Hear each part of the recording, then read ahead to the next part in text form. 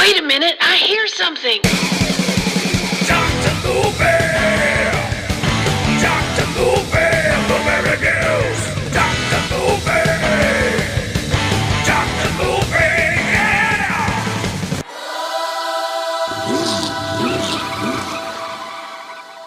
Hey everyone, welcome back to Dr. Movie, the show with the most. I'm back on this slogan thing again, I guess. We watch the movies so you don't have to, and that really applies to the one we're talking about today. It's on Tubi, so it was on my list. You know, there's just, again, it's that title that brings you in, right? And you see something else working, you're like, okay, let's give this a shot. Kind of harking back to the old VHS tape days, right? Where you'd pick up the box and look at it forever. And, you know, hardly anything that's on the box is barely in the movie, but it makes you buy it anyways, right? Kind of the story here with Robot Overlords from 2014. Yeah, those weird, 2010 series movies. Kind of what we're looking like. Sci-fi action flick. And again, I mean, come on. It says Robot Overlords. Now, who out there doesn't think I'm not going to watch a movie called Robot Overlords, right? Should I have? That's what we're here to find out.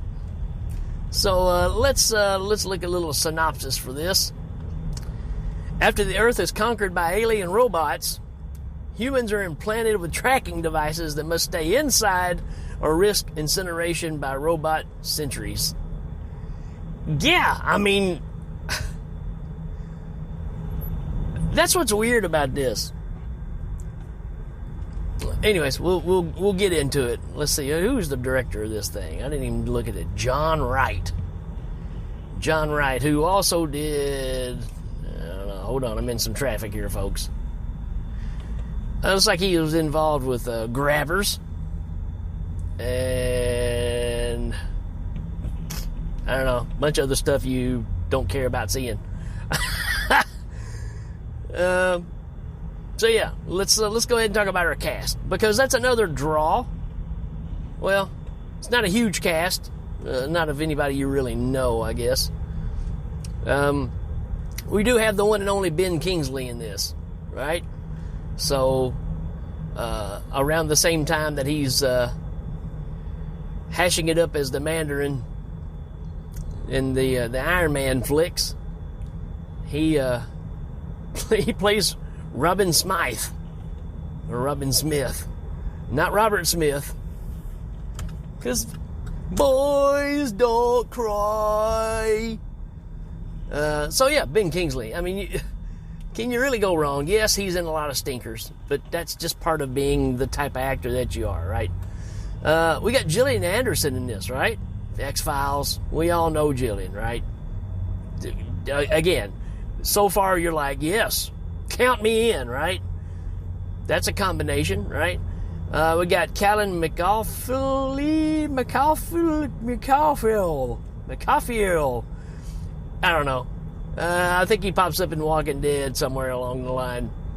But yeah, the rest of them are all just other people. So, Robot Overlords. Let's talk about this. How big of a threat would it be to you if alien robots came to the planet and all they really demanded is you stay in your house? That's all I can get out of what's going on with this movie. Alien robots, not robots we make ourselves that get so smart and say, you know what, you guys are just too dumb to be out on your own. We're going to run everything here. Now, these are alien robots that come down and go, you know what, you're too dumb to do anything on your own, so you stay in your house, and we're going to take their things out of here. They don't make them their slaves. They don't, I mean, they're just stay in your house. And if you come outside, a robot runs up to you and goes, You've got 15 seconds to get back in your house. And if you don't, it just incinerates you. That's what we're going with here, folks. That's Robot Overlords. And we follow this one family, which is Gillian Anderson and her son, who's also living with, I don't know if it's a grandpa. I don't know that it really matters. And then there's like 3 other kids, right? There's a teenage girl, and there's another teenage boy and then a younger boy. And I guess they're just all having to live together under the circumstances. Don't really know. Don't really care. But they're all living together, and they decide the Gillian Anderson's son decides that he wants to go find his father, who's been missing for a while. So he decides to figure out a way to go outside. And Ben Kingsley, I don't think he's not an alien. I don't know if he's a turncoat, if he's a person that just works for the aliens or runs the aliens. You would think he would be an alien if he's over all the robots.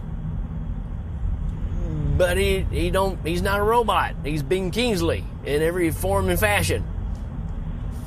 So, kind of confusing there why one dude is running all the robots and keeping everybody else in their house. I don't know. Maybe it gives him better shopping opportunities. I mean, again, this is kind of like the weirdness of Battlefield Earth as far as an explanation of why. There really is none. It's just, hey, we're taking over your planet just because we don't have anything else to do. And you got a weird arrangement of robots. The coolest ones are these great big ones that kind of look like the Iron Giant. You know what I'm talking about? They're kind of like that size. They're, pretty huge. Probably 20, 25 feet tall. And they come running up. They kind of look like not the battle droids. What are they? There's some cool droids in the Star Wars prequels. I want to say around number 2, number 3, where they got some really cool looking robots. These kind of are in the same style and fashion of that. Almost kind of like your cyborgs from your Cylons from the Battlestar Galactica recent version, right? I say recent, and the 90s, 2000s version. So they're pretty cool, but you just don't see them a lot because, again, this is obviously low budget. So, and when you see them, you're like, okay, that looks pretty good. But you just don't see a lot of them because, again, it's all isolation.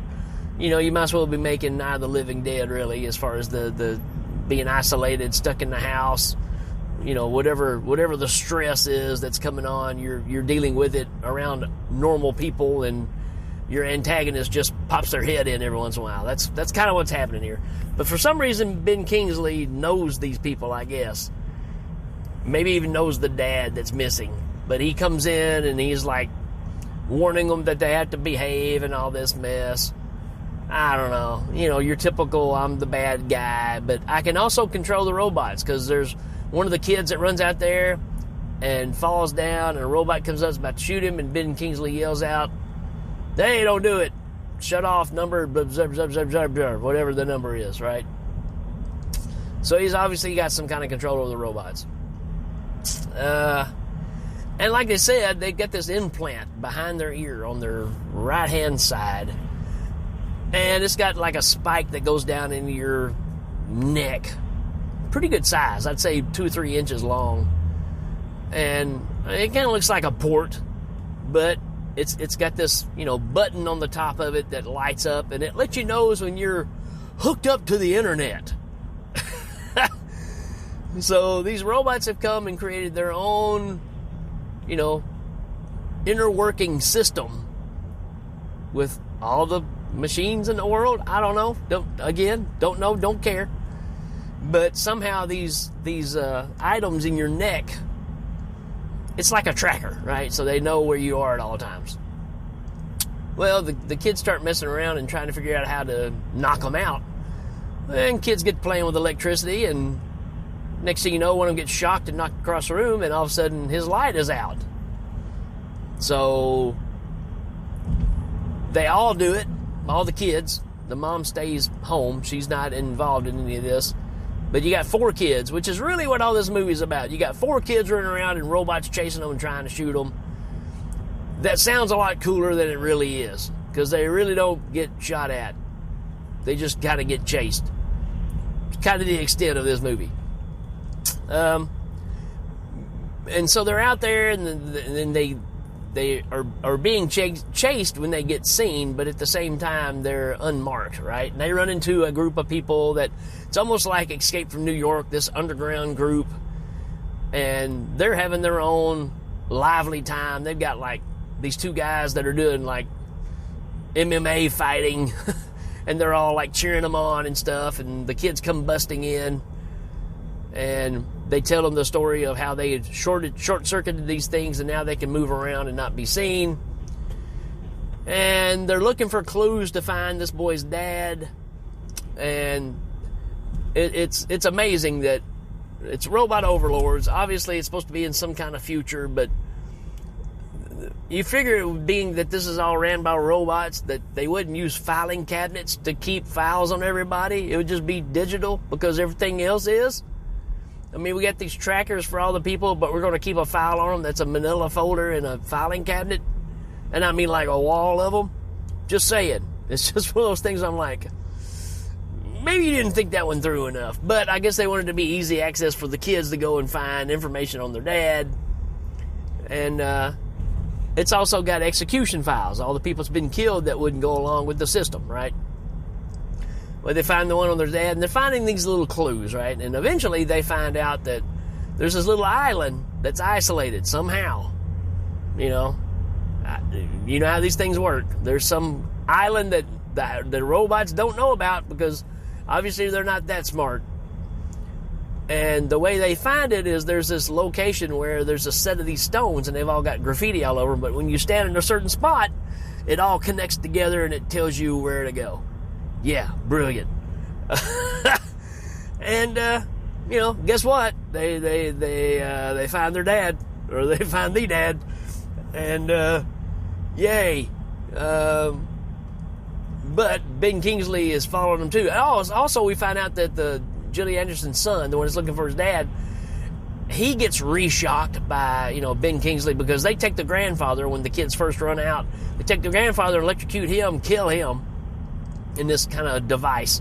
Or they do the boy that way too, and it syncs him back up to the system, but something goes wrong, and now, and he gets within the close vicinity of a robot, he can control the robot, like make the motions and stuff move with his hands and all that kind of stuff. So there's your nice little twist, right?